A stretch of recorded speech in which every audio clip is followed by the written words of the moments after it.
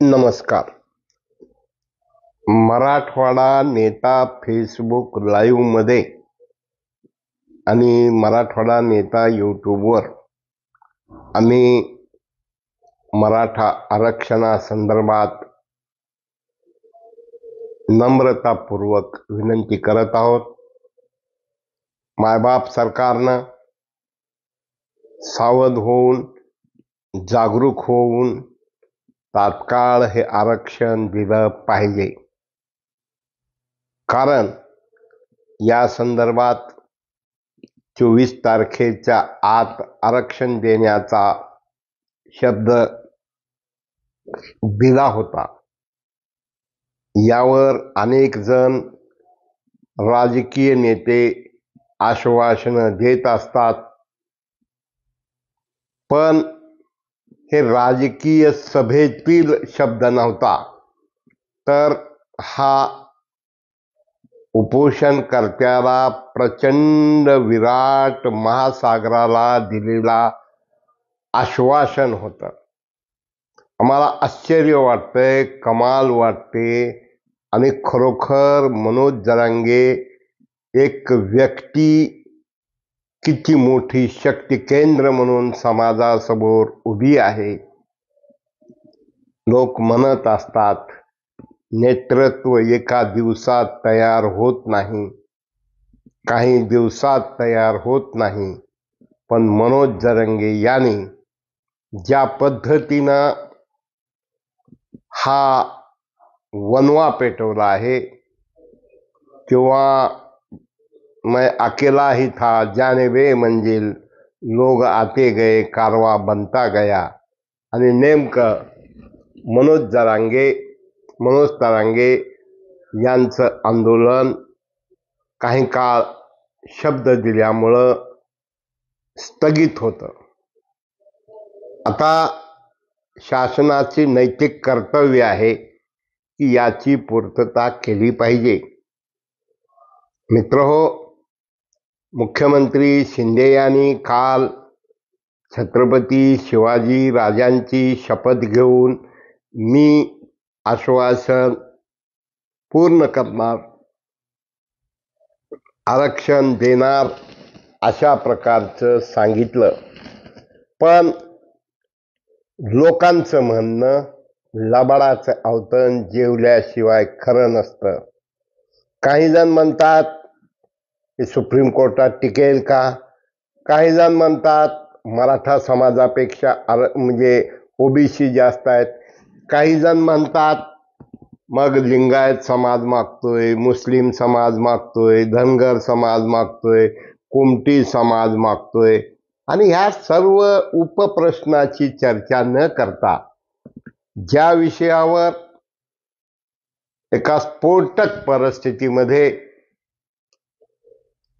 जे शब्द दिला होता, आणि आज मनोज जरांगे पुन्हा उपोषणाला बसत असताना त्यांना विद्यमान मंत्री गिरीश महाजन यांनी भ्रमणध्वनीवरून बोलले, आपण मागे घ्या, आम्ही नक्की मराठा समाजाला आरक्षण देणार आहोत. समिती फिरत आहे, अभ्यास करत आहे, आणि तुम्ही थोडा दम धरा.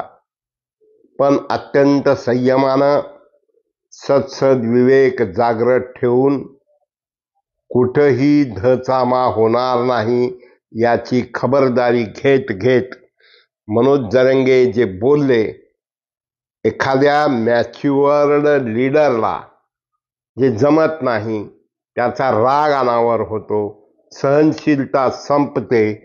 पण मनोज जरांगे यांनी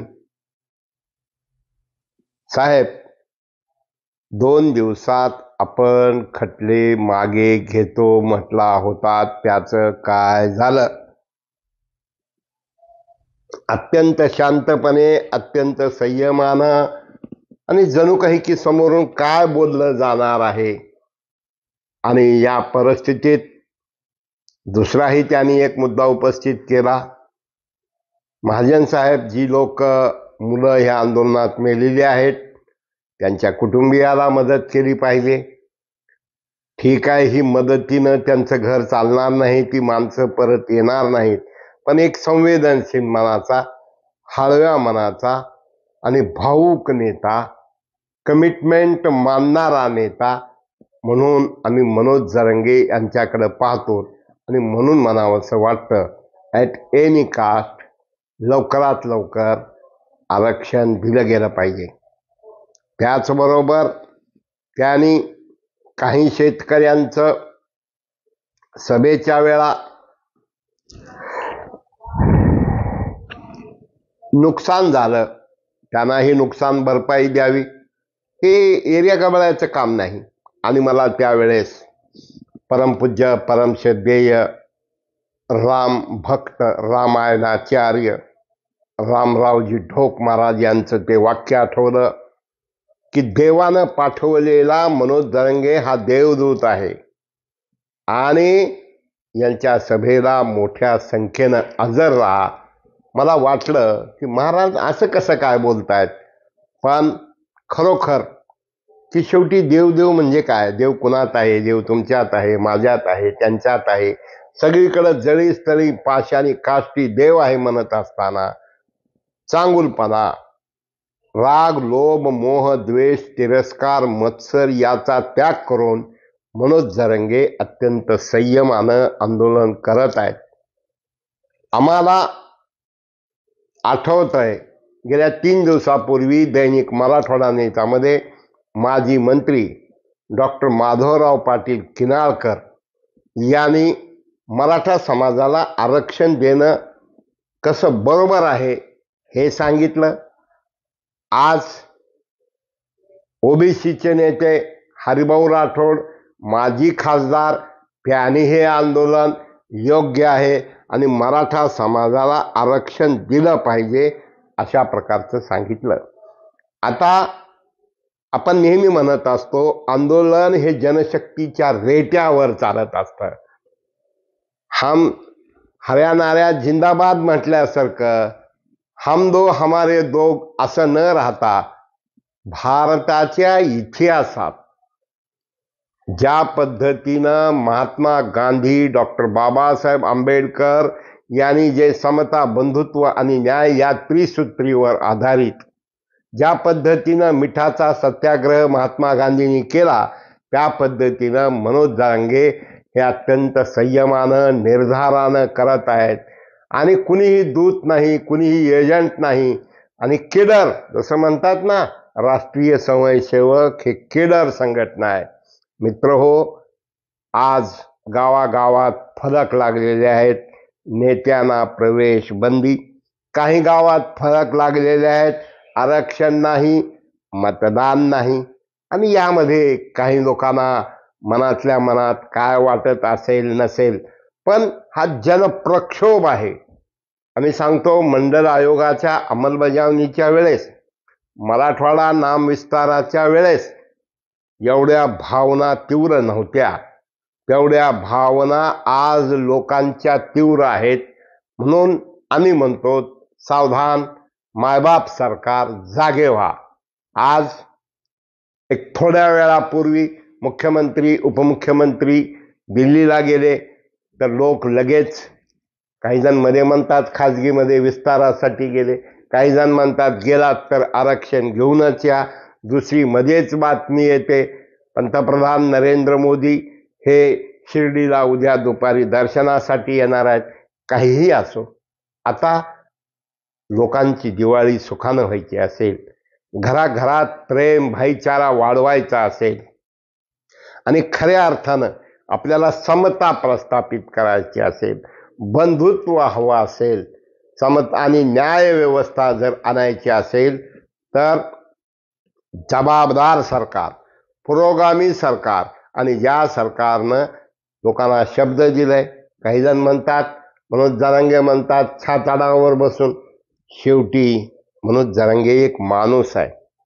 आज लाखो नव्हे, टोटल जर विचार केला तर करोडो लोकांचा, जनशक्तीचा रेटा त्यांच्या पाठीशी आहे.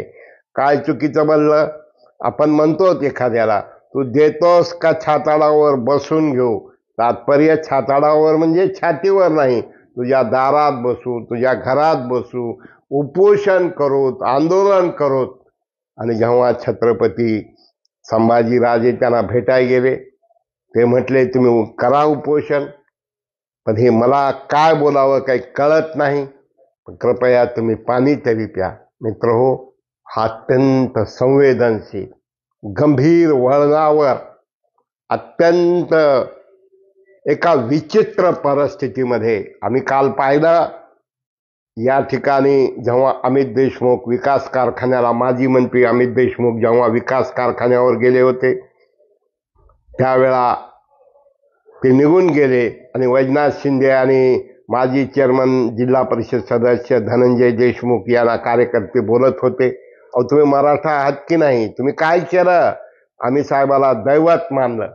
हे उदाहरण यासाठी देतोय की लोकांचा राग आता अनावर होत चाललेला आहे. एका बाजूला महागाई, बेकारी, भ्रष्टाचार, लोकांच्या हाताला काम नाही, महागाई वाढलेली आहे, सोयाबीनचे भाव कमी कमी होत चाललेले आहेत. आणि अशा प्रकारे तिकडं नांदेडमध्ये अशोकरावजी चव्हाण यांच्या सभेत गोंधळ केला, तिकडं संजय बनसोडे यांनी परिस्थिती संयमानं हाताळली. बाबा मी तुमच्या बरोबर आलो असतो काय, आणि मी तुमच्यासारखा टोपी घालून मी आंदोलनात सहभागी झालो असतो, पण तुम्ही मला मंत्री केलात. निश्चित तुम्ही सामंजस्य दाखवताय, पण आता बघ्याची भूमिका कुणीही घ्यायचं नाही. या ठिकाणी जात पात धर्म पंथ न बघता दिलेला शब्द. प्रश्न आहे, आम्हाला लोक म्हणतात मोदीजीने सांगितलं होतं 2 लाख अकाउंटला येतील, पण त्यांनी पंतप्रधान म्हणून सांगितलं नव्हतं. निवडणुकीची प्रचार होता आणि हे आज एका गंभीर वळणावर आहे. आम्हाला आठवतंय काही दिवसापूर्वी प्रकाश आंबेडकर म्हटले होते की येणाऱ्या काळात जातीय दंगली घडण्याची भीती वाटते. काल राष्ट्रीय स्वयंसेवक संघाचे आदरणीय मोहन भागवत म्हणाले कि कुछ लोग जिस तरीके का बर्ताव कर रहे हैं जिससे दंगा फिसाद होने का डर लगता है. मित्र हो, साध्या बारक्या बारक्या लेकराला कळतंय हा प्रश्न गंभीर आहे. हा जर सुटला नाही तर चीड येणार आहे, द्वेष येणार आहे, तिरस्काराची भावना वाढणार आहे. आणि जेव्हा सांगितलं जातं, खरं म्हणजे मला आश्चर्य वाटलं आणि थोडंसं बरंही वाटलं की परमपूज्य भागवत साहेब काय म्हणाले की म्हणजे वेगवेगळ्या विचाराची माणसं सत्तेसाठी जर एकत्र येणार असतील तर त्या लोकांना मतदान करू नका.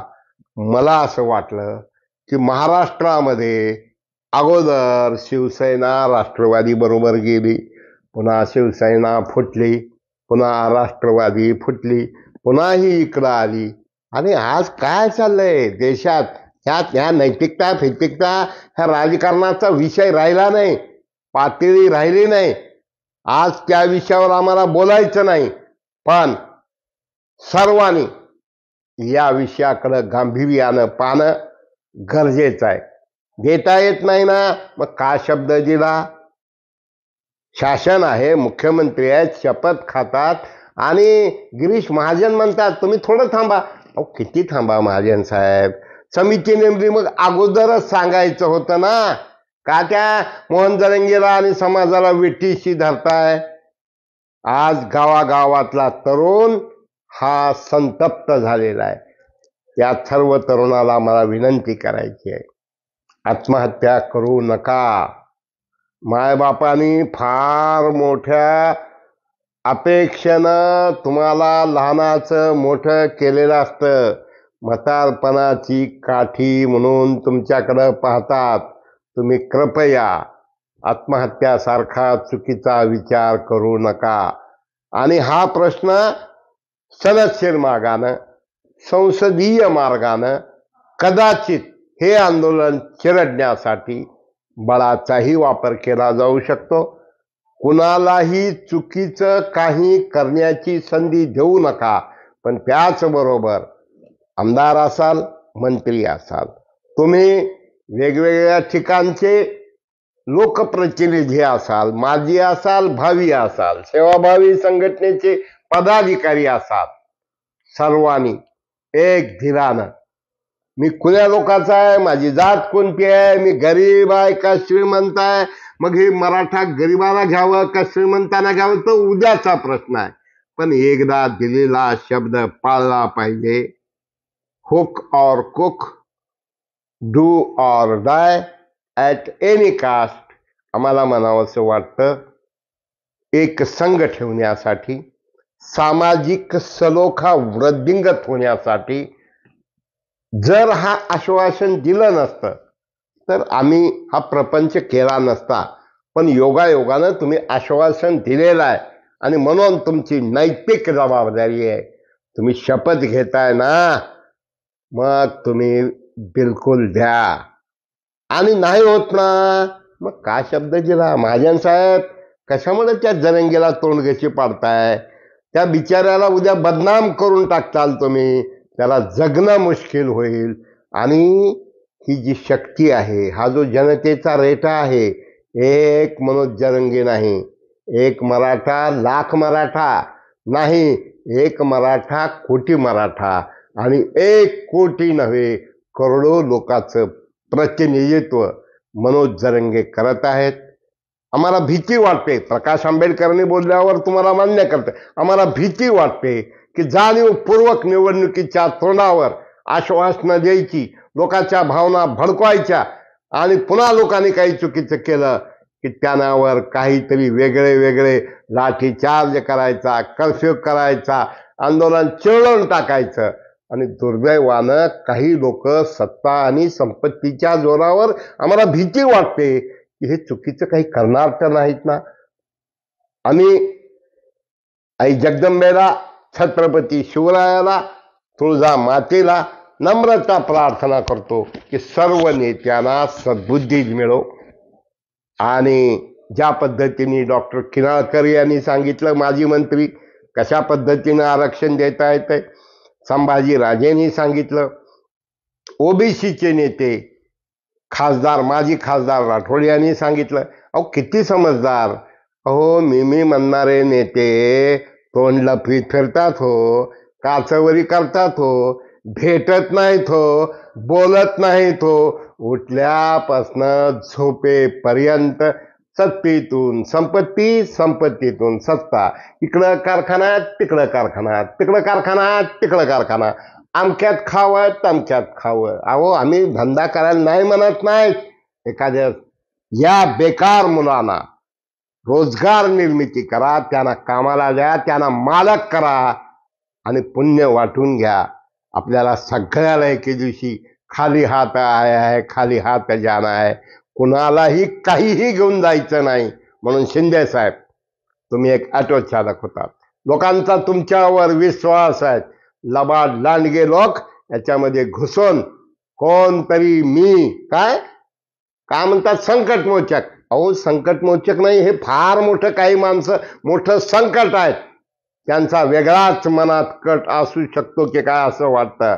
आणि अनेक नेते, अनेक विचारवंत, अनेक अभ्यासक जे बोलत आहेत ते फार वेगळ्या वर्णावर हे सगळं चाललेलं आहे.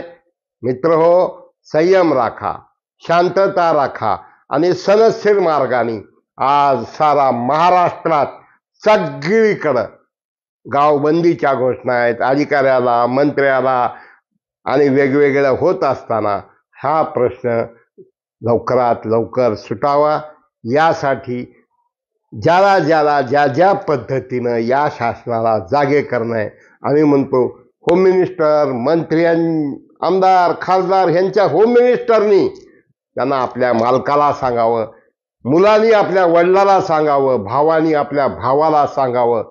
आज पवार हे युवकांची रॅली घेऊन निघालेले आहेत, दसऱ्याच्या वेगवेगळ्या सभा झाल्या, ह्या सर्वांनी एकमुखी निर्णय, मराठा आरक्षण मिळालंच पाहिजे. नको हो ते नको, या आमदाराचं करायचं काय, खाली डोसकं वर पाय नको, मायबाप नको, कट्टिता नको, आंदोलन जेव्हा चिघळतं तेव्हा ते कुणाच्याही नियंत्रणात राहत नसतं.